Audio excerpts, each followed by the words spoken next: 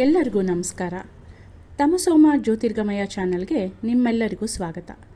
ಈ ದಿನ ನಾನು ಒಂದು ಸುಂದರವಾದ ಪ್ರಕೃತಿಯ ಮಧ್ಯೆ ಇರೋ ವಿಶೇಷವಾದ ದೇವಸ್ಥಾನದ ಬಗ್ಗೆ ಮಾಹಿತಿಯನ್ನು ನೀಡ್ತೀನಿ.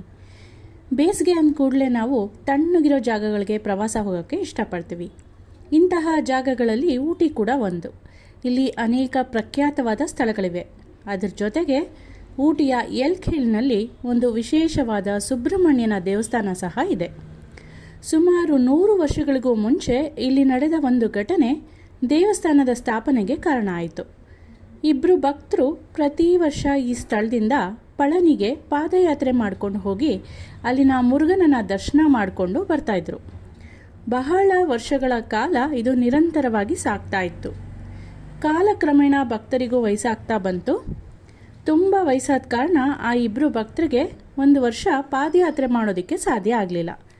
ಆದ್ದರಿಂದ ಅವರು ಬಹಳ ನೊಂದ್ಕೊಂಡು, ಸ್ವಾಮಿ, ನಾವು ಈ ವರ್ಷ ನಿಮ್ಮ ದರ್ಶನ ಭಾಗ್ಯದಿಂದ ವಂಚಿತರಾಗಿದ್ದೀವಿ, ನಮ್ಮಿಂದ ಪಾದಯಾತ್ರೆ ಸಾಧ್ಯ ಆಗ್ತಾ ಇಲ್ಲ ಅಂತ ಬಹಳನೇ ಬೇಜಾರು ಮಾಡ್ಕೊಂಡಿದ್ರು.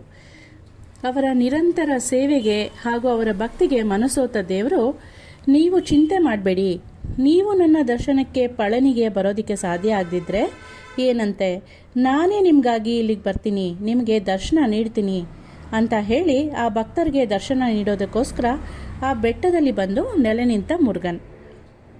ಹೀಗೆ ಆ ದೇವಸ್ಥಾನದ ಹುಟ್ಟಿಗೆ ಮೂಲ ಕಾರಣ ಆಯಿತು ಈ ಘಟನೆ. ಕಾಲಕ್ರಮೇಣ ಅಲ್ಲೊಂದು ದೇವಸ್ಥಾನ ನಿರ್ಮಾಣ ಆಯಿತು. ಇಲ್ಲಿ ನೆಲೆ ನಿಂತ ದೇವ್ರನ್ನ ಬಾಲದಂಡಾಯುಧ ಪಾಣಿ ಅಂತ ಕರೀತಾರೆ. ಹಾಗೆಯೇ ಇಲ್ಲಿ ನೆಲೆ ನಿಂತ ದೇವರು ಪಳನಿಯ ಕಡೆ ಮುಖ ಮಾಡಿ ನಿಂತಿದೆ. ಇಲ್ಲಿ ಆಗಾಗ ಕುಂಭಾಭಿಷೇಕ ನಡೆಸಲಾಗುತ್ತೆ. 1927ರಲ್ಲಿ, 1945ರಲ್ಲಿ, 1958ರಲ್ಲಿ, ನಂತರ 1971ರಲ್ಲಿ ಕುಂಭಾಭಿಷೇಕ ನಡೆದಿತ್ತು. ಅದಾದ ನಂತರ ಅಂದರೆ 71ರ ನಂತರ ಸುಮಾರು 40 ವರ್ಷಗಳ ಕಾಲ ಕಾರಣಾಂತರಗಳಿಂದ ಇಲ್ಲಿ ಕುಂಭಾಭಿಷೇಕ ನಡೆಸಿರಲಿಲ್ಲ. ಆಗ ಅಲ್ಲಿನ ಹಿರಿಯರೆಲ್ಲ ಸೇರಿ 2011ರಲ್ಲಿ ಕುಂಭಾಭಿಷೇಕ ಮತ್ತೆ ನಡೆಸಬೇಕು, ಮತ್ತೆ ಮುಂದುವರಿಸಬೇಕು ಅಂತ ತೀರ್ಮಾನ ಮಾಡಿದ್ರು. ಆ ಸಮಯದಲ್ಲಿ ಅಲ್ಲಿ ಒಂದು ಎತ್ತರವಾದ ಸುಬ್ರಹ್ಮಣ್ಯನ ವಿಗ್ರಹವನ್ನು ಸ್ಥಾಪನೆ ಕೂಡ ಮಾಡಿದ್ರು. ಈ ವಿಗ್ರಹ ಮಲೇಷ್ಯಾದಲ್ಲಿರೋ ಮುರುಗನ್ ವಿಗ್ರಹದಷ್ಟು ಎತ್ತರ ಇಲ್ಲದೆ ಇದ್ದರೂ ನೋಡೋದಕ್ಕೆ ಹೆಚ್ಚು ಕಮ್ಮಿ ಅದನ್ನೇ ಹೋಲುವಂತಿದೆ. ಒಂದು ವಿಚಿತ್ರ ಏನಂದರೆ, 40 ವರ್ಷಗಳ ಕಾಲ ಕುಂಭಾಭಿಷೇಕ ನಡೆದೇ ಇದ್ದಿದ್ದಕ್ಕೂ ತಯಾರಾದ ಈ ಮುರುಗನ್ ವಿಗ್ರಹ 40 ಅಡಿಯೇ ಆದದ್ದಕ್ಕೂ ಆ ದೇವರ ಇಚ್ಛೆ ಮತ್ತು ಆಶೀರ್ವಾದನೇ ಕಾರಣ ಅನ್ನೋ ನಂಬಿಕೆ ಸಹ ಇದೆ. ಅದೇ ಸಮಯದಲ್ಲಿ ಅಂದರೆ 2011ರಲ್ಲಿ ದೇವಸ್ಥಾನದ ಜೀರ್ಣೋದ್ಧಾರ ಕೂಡ ಆಯಿತು. ಹಾಗೆಯೇ ಭಕ್ತರಿಗೆ ಅನುಕೂಲ ಆಗೋ ಥರ 108 ಮೆಟ್ಟಿಲುಗಳನ್ನು ಕೂಡ ಇಲ್ಲಿ ಸ್ಥಾಪನೆ ಮಾಡಲಾಯಿತು.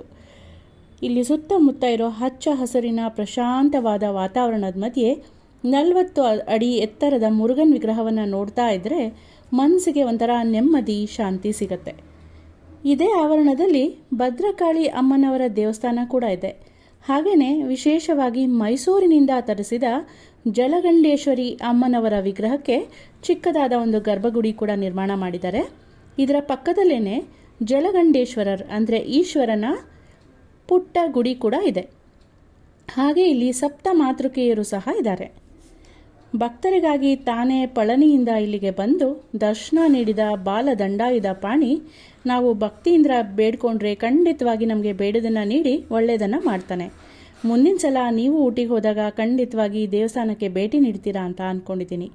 ನಿಮಗೆ ಈ ಮಾಹಿತಿ ಇಷ್ಟ ಆಗಿದ್ದರೆ, ಮತ್ತಷ್ಟು ಇಂತಹ ಮಾಹಿತಿಯನ್ನು ತಿಳಿಯಬಯಸಿದ್ರೆ ದಯವಿಟ್ಟು ನಮ್ಮ ಚಾನಲ್ಗೆ ಸಬ್ಸ್ಕ್ರೈಬ್ ಮಾಡ್ಕೊಳ್ಳಿ. ಧನ್ಯವಾದಗಳು.